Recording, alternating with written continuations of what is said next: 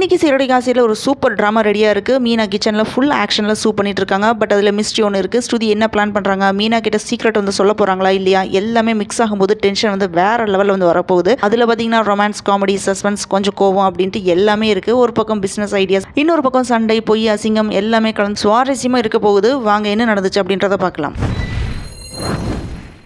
Episode ஸ்டார்டிங்கில் மீனா கிச்சனில் சூடு பறக்க சூப் போட்டுருக்காங்க. அப்போ ஸ்ருதி உள்ளே வராங்க. மீனா என்ன பண்ணுறாங்கன்னா அன்பா சூப்பு போட்டு கொடுத்து குடிங்க ஸ்ருதி, சூப்பராக இருக்கும் அப்படின்னு வந்து சொல்கிறாங்க. ஸ்ருதியும் குடிச்சு பார்த்துட்டு அடடா செம சூப்பராக இருக்குது மீனா, நானே ஏதாவது ஹாட்டாக சாப்பிடலாம்னு நினச்சிட்டு இருந்தேன் அப்படின்னு வந்து சொல்கிறாங்க. இப்போ மீனா என்ன கேட்குறாங்கன்னா ஏன் கொஞ்ச நாள் வந்து டென்ஷனாக இருக்கீங்க அப்படின்னு கேட்டதுக்கு ஸ்ருதி அவங்களோட ஹோட்டலுக்கு வந்து சரியான செஃப் வந்து கிடைக்காம இருக்கிறதுனால தான் டென்ஷன் காரணம் அப்படின்னு வந்து சொல்கிறாங்க. அப்போ தான் ஸ்ருதிக்கு ஒரு ஐடியா ஒன்று வருது. இங்கே ஏன் என்னோட ஹோட்டலுக்கு பார்ட்னராக வரக்கூடாது அப்படின்னு வந்து மீனாட்ட கேட்குறாங்க. ஆனால் பாருங்க வெளியில் வந்து ரவி இவங்க பேசுறது எல்லாமே ஒட்டுக்கிட்டு இருக்கான். உடனே மீனா வந்து ஐயோ அப்படியெல்லாம் பண்ண முடியாது ஸ்ருதி, அப்படி பண்ணனா ரவி என்ன நினைப்பாரு, அதுவும் இல்லாமல் எனக்கு வீட்டில் தான் வந்து சமைக்க தெரியும், ஹோட்டல் அளவுக்குலாம் அவ்வளோ பேருக்குலாம் வந்து எனக்கு சமைக்க தெரியாது அப்படின்னு ரிஜெக்ட் பண்ணிடுறாங்க. அது மட்டும் இல்லாமல் நீங்கள் வேணா ரவியை சமாதானப்படுத்தி பேசி பாருங்க, கிடைக்கிற டைமில் வந்து ஹெல்ப் பண்ணுற மாதிரியோ இல்லை ஒர்க் பண்ணுற மாதிரியோ கூட பேசி பாருங்க அப்படின்னு ஒரு நல்ல ஐடியா கொடுக்குறாங்க.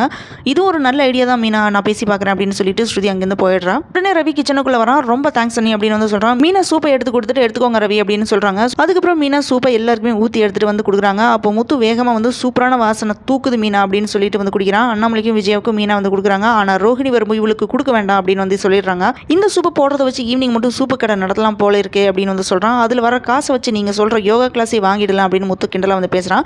விஜயா உடனே அதெல்லாம் முடியாது அப்படின்னு கோவம் வந்து சத்தம் போடுறாங்க. அம்மாவுக்கும் டாக்டர் பட்டம் கிடைக்கல அப்படின்னு கோவத்தில் இருக்காங்க அப்படின்னு தெரிஞ்ச உடனே முத்து வந்து பேசாமல் நீட் எக்ஸாம் எழுதி சொல்லுங்க அப்படின்னு மறுபடியும் வந்து கிண்டல் பண்ணுறான். விஜயா உடனே என்ன சொல்கிறாங்கன்னா இந்த வீட்டில் டாக்டர் பட்டம் வாங்குறதுக்கு ஒரே தகுதி மனோஜுக்கு மட்டும்தான் இருக்குன்னு அப்படின்னு சொல்லிட்டு இருக்கும்போதே மனோஜ் வந்து நடக்க முடியாமல் வீட்டுக்குள்ளே வரான். உடனே விஜயம் ரோஹினியும் பதறி போய் மனோஜ் வந்து உட்கார வச்சு தண்ணி கொடுக்குறாங்க. என்னாச்சு அப்படின்னு எல்லாருமே வந்து கேட்குறாங்க. அடிவாங்கின உண்மையை சொன்னால் இவங்க தொடப்பக்கட்டையில் அடிப்பாங்க அப்படின்னு நினச்சிட்டு மனோஜ் அப்படியே வந்து மாற்றி பேசிடுறான். டீலர் வந்து பார்க்க போகிற இடத்துல ஒருத்தன் வந்து பொண்ணுகிட்ட தப்பாக நடந்துக்கிட்டான் அப்படின்னு வந்து சொல்கிறான். அவங்ககிட்ட சண்டையை போட்டுட்டு வந்தேன் அப்படின்னு வந்து சொல்லி சமாளிச்சிடறான். ஆனால் இது அங்கே இருக்கிறவங்க யாருமே வந்து நம்பல. முத்து அண்ணாமலைட்டு வந்து கேட்குறான். அவரும் வந்து நம்புற மாதிரி இல்லை அப்படின்னு தலையாட்டுறாரு. மீனா, ஸ்ருதி, ரவின்னு யாருமே மனோஜ் சொன்னதை வந்து நம்பாமல் இருக்காங்க. உடனே விஜய் என்ன சொல்கிறாங்கன்னா என் பிள்ளைய நான் நம்புறேன், மனோஜ் அடிச்சிருப்பான் அப்படின்னு வந்து பாசத்தை வந்து கொட்டுறாங்க. அப்போ மனோஜ் என்ன சொல்கிறான்னா நீங்கள் நம்பனா நம்புங்க, நம்பாட்டி போங்க, அப்படி தான் உண்மை அப்படின்னு சொல்லிட்டு ரூமுக்குள்ளே போயிடுறான். அதுக்கப்புறம் ரூமுக்குள்ள ரோஹிணி வந்து ஒத்தடம் கொடுத்துட்டு அது உண்மை இல்லைன்னு எனக்கு தெரியும், நடந்த விஷயத்த சொல்லுங்க அப்படின்னு அழுத்தி கேட்குறாங்க.